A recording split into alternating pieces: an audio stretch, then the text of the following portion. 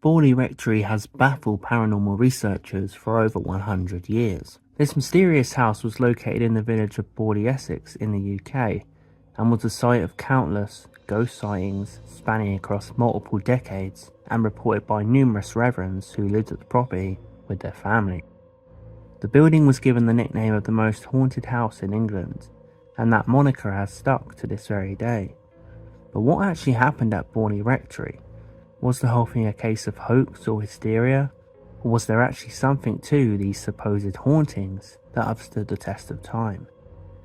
Borley Rectory was built in 1862 in the village of Borley, Essex, near the Borley Church. The house was inhabited by Reverend Henry Dawson Ball, who moved in shortly after being named rector of the parish, taking his huge family of 14 children with him. The first major sighting was on 28th of July 1900 when two of Ball's daughters, Ethel and Freda, were returning to the rectory after a summer party and claimed to have seen what they thought was the ghost of a nun a few yards from the house. The girls ran to get their sister Elsie, who dismissed the claim and came out to prove them wrong. Elsie approached the figure and tried to speak to it, only to have the ghostly nun turn and face her for a few seconds and then, according to the girls, disappear. Ball's daughters were not the only ones to see the nun. A travelling carpenter, Fred Cartwright, who was not local to the town, claims he saw the ghost of the nun 4 times in 2 weeks. He believed the lady to be alive on each occasion, before on the final sighting, the woman vanished. After his death, Henry Ball was succeeded by his son Harry Foyster Ball, who remained at Borley Rectory until his own death on 9th of June 1927. During his time at Borley, Harry was sceptical just as his father was, and dismissed most of the stories as hysteria. However, this all changed and Harry saw the unimaginable one day when his dog began howling and cowering at something behind the fruit trees in the garden. Harry confidently went to inspect what was going on, and witnessed a headless body walk out from behind the trees, cross the garden, and walk clean through the locked gate. The staggered Harry also went on to see the famous ghostly coach of Borley, which was drawn by 2 horses and driven by a headless coachman. On another occasion, Ball heard hoofs and heavy wheels behind him on his way home, before turning and seeing nothing but an empty road. Harry had been very keen to shake Borley's reputation after his father's death, and many stated he was not the sort of person to jump on board with a lot of these stories, but he maintained the truth of his claims until he passed. They were much travelled and intelligent and educated people. They weren't fools, and they certainly wouldn't allow themselves to make stories up to impress other people. The revolving door of Borley Rectory continued as on 2nd of October 1928, the Reverend Guy Eric Smith and his wife Mabel moved into the property. Soon after moving in, Mabel made a terrifying discovery that would set the tone for her and her husband's stay. When cleaning out the house, she found a brown paper parcel and upon unwrapping it, was shocked to discover a small human skull. The disgusted Reverend buried the skull, which was believed to be of a woman, in the churchyard. From that day on, activity was constantly disturbing the couple. Smith claims he would hear whispering and voices coming from what was known as the Blue Room, which was noted as the most haunted, and Smith would regularly try and catch intruders in the house, as he refused to believe he and his wife were experiencing paranormal activity. Less than a year into their residence, the Smiths contacted the Daily Mirror, asking to be put in touch with the Society for Physical Research. On June 19, 1929, the Mirror sent a reporter who was already writing articles about the horrors of Borley Rectory. The newspaper also arranged for famous paranormal researcher Harry Price to make a visit to the house. Price, the family and the reporter experienced phenomena such as the throwing of stones, a vase and other objects, some that were not known to have even been in the home. That same summer, it all became too much for the Smiths and they left the property even without anywhere to go, taking up temporary lodgings, but claiming that was nevertheless preferable to staying at Borley Rectory. The parish found great difficulty finding a replacement, as Borley was now well known for its hauntings. On 16th of October 1930, Reverend Lionel Foyster, who was actually related to the Ball family, took over and moved his wife Mary Ann and their adopted daughter, 3-year-old Adelaide, to the notorious house. Unsurprisingly, Foyster was yet another reverend who reported disturbing events happening to himself and his family. Objects started to be thrown, and Mary Ann was once struck so badly by an invisible force she was left with a cut and black eye, and mysterious messages began to appear written on the walls of the house, directed at her. Marianne's testimony went on to be questioned quite strongly, as a few paranormal investigators went to Borley and quickly came to the conclusion that these events were being caused by Marianne. Marianne later went on to admit that she was having an affair at the time, and she used some paranormal explanations to cover this up. The Foyster family finally said goodbye to Borley Rectory in October 1935, leaving due to Foyster's ill health. By this stage, the church had grown frustrated with Borley, and the building was put up for sale. Before a buyer was found, Harry Price was able to rent the house to carry on the supernatural investigations. Price dedicated himself to attracting reputable witnesses to the house, making a point to reject any thrill seekers or opportunists. He ended up recruiting observers from such professions as engineering, the medical field and university students to give Borley an unbiased and sceptical look. I went to Borley Rectory with an entirely open mind. I was just curious what was happening there. In order to make certain that nobody was interfering with the house, we would place cotton thread across the doors and across the passages so that nobody could sneak up. On one occasion I thought one of the pencil marks was actually moving as I saw it. It seems mad, but I think that's what I saw. During these visits, rappings, crashings, bells ringing and movement of objects were recorded, and thanks to Price's dedication, Borley Rectory slowly became known as one of the most haunted houses in the world.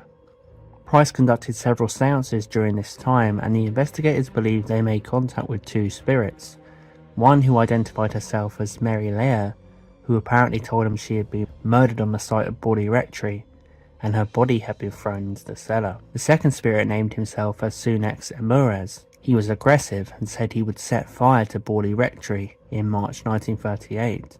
This did not happen, but Borley met a fiery fate a year later, but for a different reason. In autumn of 1938, Borley Rectory was acquired by Captain W.H. Gregson, another sceptical individual. At midnight on 27th of February 1939, Borley Rectory caught fire. Gregson was apparently unpacking boxes and accidentally knocked over an oil lamp.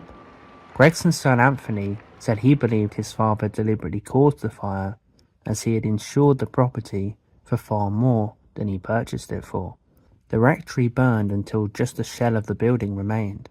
A lady who lived nearby, known only as Miss Williams, claimed she saw the manifestation of a nun staring out of the upstairs window during the fire. In August of 1943, Price conducted a small dig in the cellars of the ruined house and discovered two bones believed to have belonged to a young woman. Despite the building barely standing anymore, its legacy continued.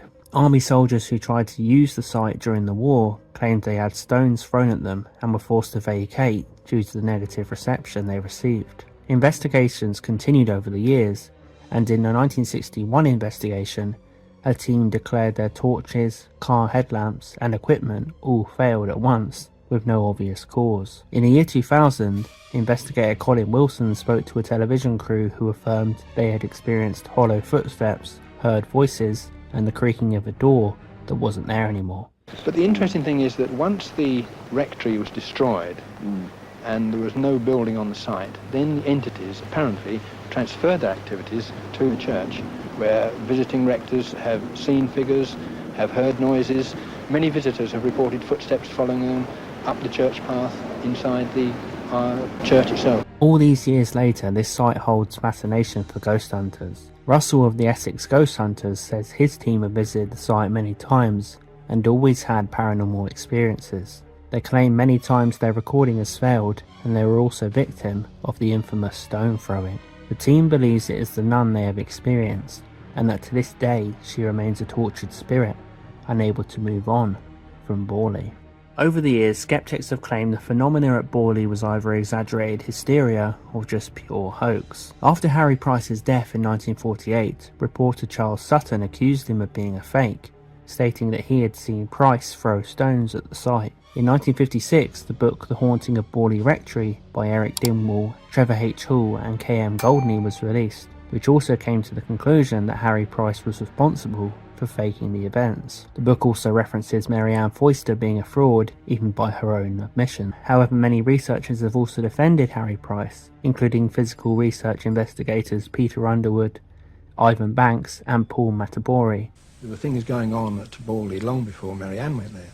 There were things going on at Borley long before Harry Price went there.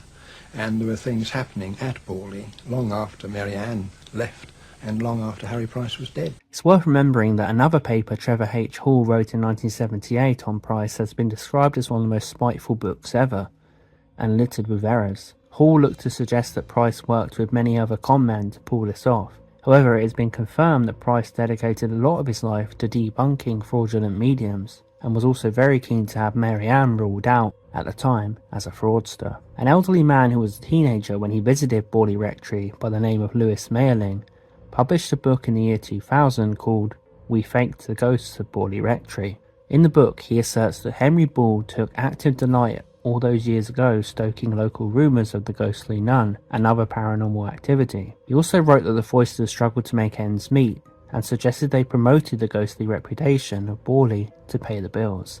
As a teen, he says he was encouraged to walk the gardens at dusk wearing a black cape to add to the myth of the headless monk. Despite trashing the whole Borley tale, he does state in the book that on Easter 1935, something did happen at Borley that he cannot explain. He said the kitchen bells seemed to clang together in a single clash, and then a lightning stroke of silver blue light bounced from wall to wall before there was dead silence. He admits to this day he can't explain that event. Believers have countered the claims of the book by reminding Mayerling that the Foisters didn't make much extra money from the supernatural events, if any, and that Henry Ball telling people about ghosts was not the same as the ghosts not being true.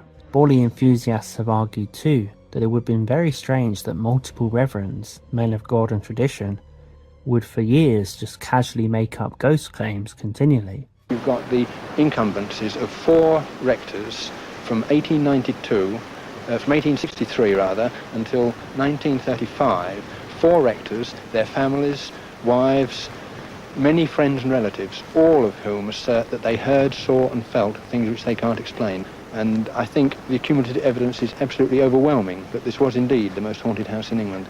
Of course, Mary Ann seems to have been a proven liar, but believers rightfully point out that she is the only one in the history of Borley to have been exposed. Whatever really happened at Borley Rectory, the case has captivated people for generations and shows no signs of ceasing to do so. If the whole thing was a fiction, Harry Price and the Reverends did an excellent job at keeping the legend alive.